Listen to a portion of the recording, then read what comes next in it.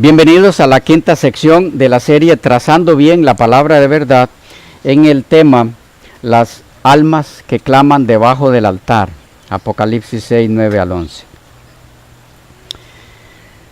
Les invito a mirar algunos ejemplos donde se da esta misma situación de clamores que provienen de fuentes inanimadas, clamores donde no hay una entidad pensante de por medio, clamores figurados en la Biblia. Y estaremos en mejores condiciones para entender Apocalipsis 6, 9 al 11. Ejemplo, Génesis 4, 10. A ver si estoy bien con el versículo.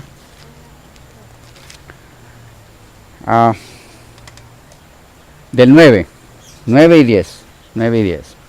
Y Jehová dijo a Caín: ¿dónde está Abel tu hermano? Y él respondió: no sé, ¿soy yo acaso guarda de mi hermano?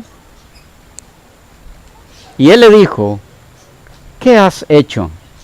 La voz de la sangre de tu hermano clama a mí desde la tierra. Génesis 4, 9 y 10. De paso, notemos algo curioso aquí. El clamor al que se hace alusión es precisamente el clamor del primer mártir entre la raza humana. Y el clamor de Apocalipsis 6, 9, ¿de qué tipo es? De los mártires. Abel murió por mano de su hermano porque Abel servía a Dios y Caín no. Lo mismo que los mártires de Apocalipsis 6, 9 al 11, no hay ninguna diferencia. La pregunta aquí: ¿por qué si ambos murieron por causa del servicio a Dios, el clamor de uno proviene de la tierra y el clamor de otros proviene del cielo? ¿No les parece extraño? Ambos mártires. Ambos casos hablando de mártires. El clamor proviene del cielo según los defensores de la inmortalidad del alma. En el caso de los de Apocalipsis.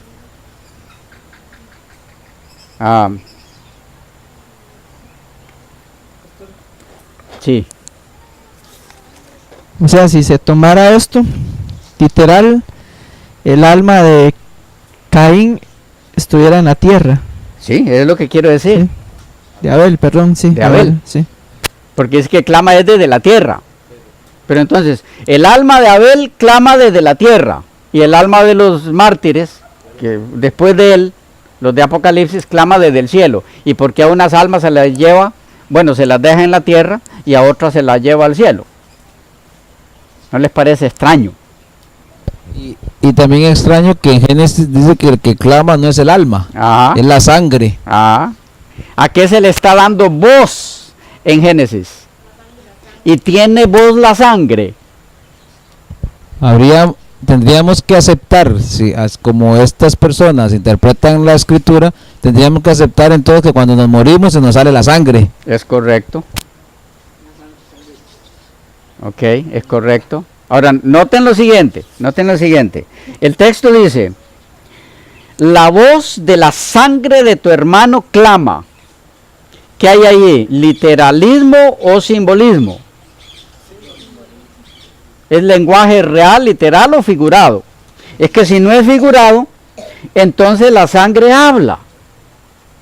Es el mismo caso de Apocalipsis 6.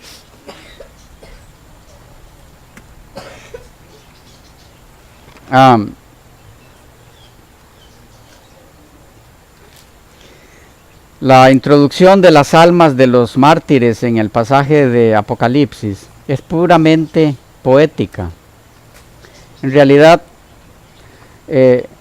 son estas almas tan poco vivas como la sangre de Abel, de la cual se nos dice que clamaba a Dios desde la tierra. Les es prestada vida en este pasaje de Apocalipsis 6, 9 al 11, en forma figurada a las almas para que expresen el clamor por vindicación de la justicia de Dios. Son figuras del lenguaje. Por eso les digo que lo que se violenta en esta segunda parte de lo que estamos viendo es la regla de saber distinguir lo figurado de lo literal. Es estudiar la Biblia a lo que caiga, sin ningún conocimiento de sus normas que ella misma establece para interpretarlas. Es por eso que es tan lamentable escuchar esto de algunos, digo esto con todo respeto, pero también con toda decepción, de algunos doctores en teología. No estoy diciendo esto en forma sarcástica, lo digo realmente, me indigna escuchar a personas con alto rango teológico pisotear normas tan básicas de interpretación bíblica. Son básicas, que son manejadas por cualquier pastor como este servidor, como para que teólogos que tienen su trayectoria, se supone, en las cosas profundas de las Escrituras, las pasen por alto y las pisoteen en forma tan infame. La Biblia se respeta y las normas que ella estableció se respetan. Eso es así. Pero bueno. Los mártires, hermanos queridos, son sencillamente representados como víctimas degolladas, cuya sangre es derramada debajo del altar, desde donde clama venganza divina a Dios. Como la sangre de Abel, en palabras como las que se podrían emplear si las almas estuvieran vivas. Eso es lo que se está haciendo aquí en Apocalipsis. Vean otro ejemplo de este lenguaje figurado, que también demuestra la unidad de la Biblia. El mismo tipo de lenguaje aparece por diferentes lugares. Habacuc 2:11. Habacuc 2:11. Porque la piedra clamará desde el muro y la tabla del enmaderado le responderá.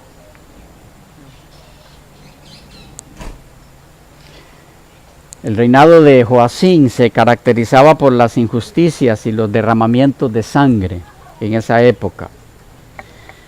Puesto que el profeta no tiene poder para cambiar las cosas y Jehová no lo ha hecho, pregunta por qué se le permite ver tanta iniquidad por todas partes. Y si analizan el contexto es muy parecido a la pregunta de los mártires de Apocalipsis 6. Él se pregunta por qué Dios no ha intervenido ante tanta violencia y contienda desenfrenadas. Lo que le preocupa al profeta era que el Señor parecía indiferente ante esas condiciones tan lamentables.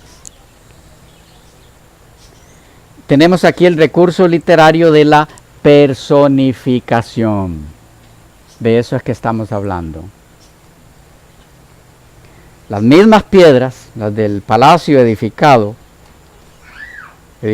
por medio de la rapiña, testificarán contra ti, dice el texto. Y la tabla de el enmaderado, la viga cruzada o principal que une las maderas con las paredes, le responderá. Es decir, a la piedra. La piedra empezará y la viga cruzada continuará el clamor contra la rapiña, contra todo lo que se está dando. La piedra clama y le responde el enmaderado. ¿Cómo ven? Pregunta, ¿es esto literal o simbólico? ¿Qué hay que averiguar aquí? Nada. Estamos ante un lenguaje figurado, simbólico. Pero están clamando. Una piedra y una madera les responde. ¿Cómo? Pues tienen que estar vivos, entonces. ¿Quiénes tienen que estar vivos? ¿La piedra? ¿La madera? ¿Y cómo hacen para estar vivos la piedra o la madera? Pues es que están hablando y por eso están vivos o vivas. ¿Cómo cuesta? Cuando lo sencillo de la escritura se rechaza. La Biblia puede ser entendida por un niño de primaria, hermanos queridos, insisto en eso. Digo eso con todo respeto para todos nosotros como personas estudiadas, con su secundaria, su bachillerato, su licenciatura, lo que puedan tener cada uno. Digo esto con total convicción. La Biblia puede ser entendida por un niño de escuela, cuando sus normas se respetan y ese niño, esa niña, las llega a conocer, esas normas, puede entenderlo. Las cosas se complican cuando empiezan a explicar los teólogos la Biblia.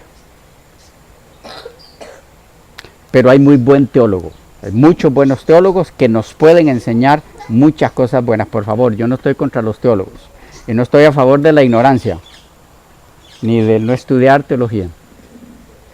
¿Ok? Yo no soy teólogo, pero defiendo la teología, la sana, porque hay muchos teólogos de los que he aprendido y sigo aprendiendo muchas cosas excelentes. Hay una pregunta aquí. En relación a esta piedra y esta madera de Habacuc, no solamente hablan, sino que tenemos que considerarlos personas, porque razonan. Lo que están hablando no es palabrería, están razonando lo que están diciendo. Entonces hay que considerarlos personas, a la piedra y a la madera. Es correcto. Por eso es que la figura que se usa es la personificación, una figura literaria. Vean otro caso ahora del Nuevo, Santiago 5:4. Otra vez insistimos en la unidad de la Biblia, también en el lenguaje figurado. Santiago 5:4. He aquí, clama el jornal de los obreros que han cosechado vuestras tierras. Está hablando a los ricos injustos, el cual por engaño no les ha sido pagado por vosotros, y los clamores de los que habían cegado han entrado en los oídos del Señor de los ejércitos. ¿Noten? ¿Quién clama aquí?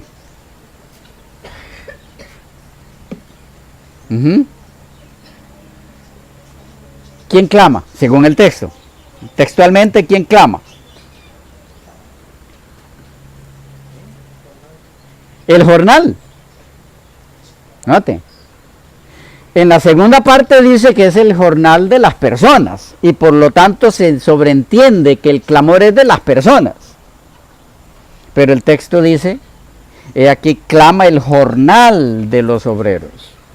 El jornal, el salario que les corresponde, clama a Dios por justicia, porque no se les está pagando a quienes debe pagárseles lo que debe pagárseles. Otra vez el recurso literario de la personificación. ¿Qué se personifica aquí? Al jornal. Se le da cualidad de persona. El jornal no es alguien, el salario no es alguien, el salario es algo. Pero aquí se lo pone a hablar. Dice que clama. Figura literaria de la personificación. Nuestro Señor utilizó este lenguaje, lo mencionamos ya, veámoslo ahora en la Biblia. Lucas 19:40. Lucas 19:40. Veamos el 39.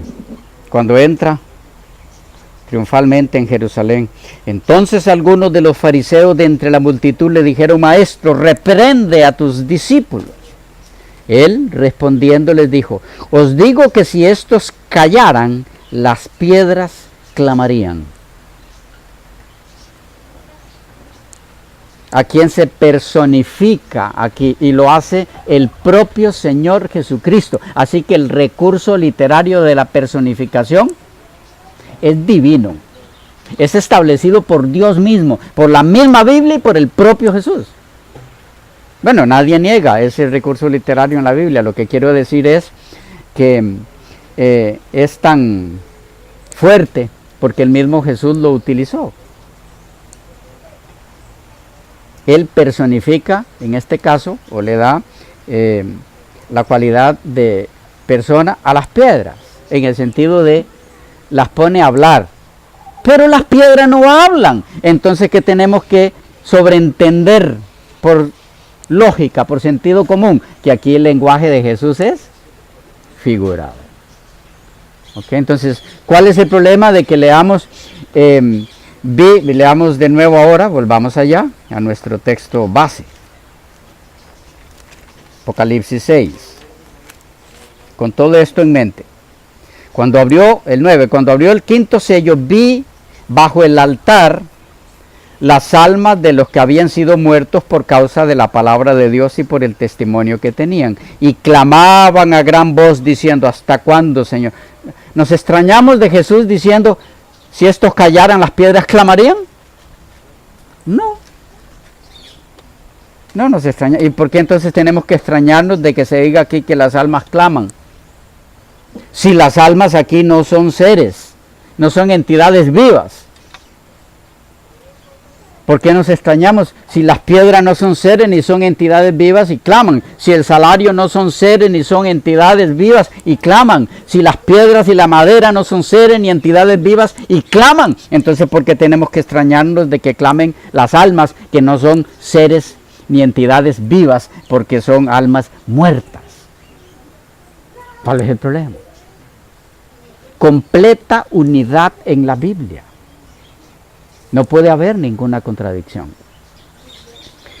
Ahora, ¿qué es lo que está implicado en Apocalipsis 6, 9 al 11? ¿Quiénes son estos mártires? ¿Por qué claman? ¿Qué significa que se les dice que esperen un poco más de tiempo? ¿Quiénes son los demás que deben añadirse? ¿Cuáles son las vestiduras? ¿Qué significa hasta que se complete el número? Ese es todo un estudio aparte, que no es el objetivo de nuestro estudio aquí, sino únicamente compartir con ustedes qué es lo que quiere decir las almas que claman. Esa frase. ¿Por qué se dice que las almas claman? Porque es a ellos que está haciendo referencia. A los que cuando estaban vivos eran almas. ¿Ok? Preguntas, inquietudes. ¿No hay? ¿Estamos claros?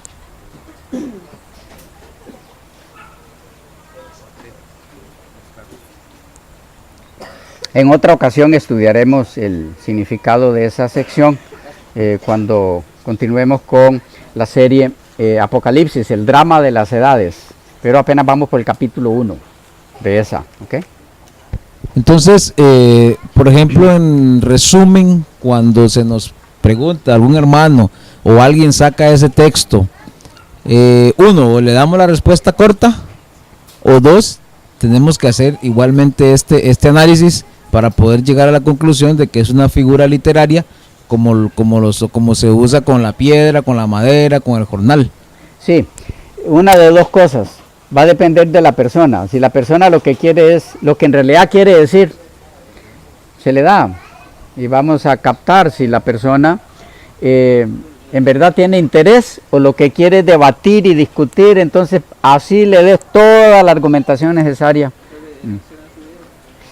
Entonces, ¿qué es lo que en resumen podemos explicar a las personas que piden explicación sobre esto? Bueno, esto es literal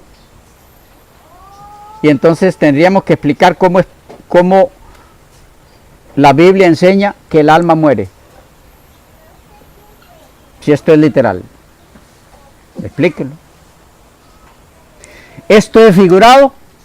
Y entonces no hay ningún problema con que la Biblia enseñe en todos los demás lugares que el alma muere. No hay choque, porque aquí el lenguaje es figurado. Aquí no está diciendo que el alma no muere. No choca con la enseñanza bíblica de que el alma muere. ¿Ya? Es lo que habría que hacer en estos casos.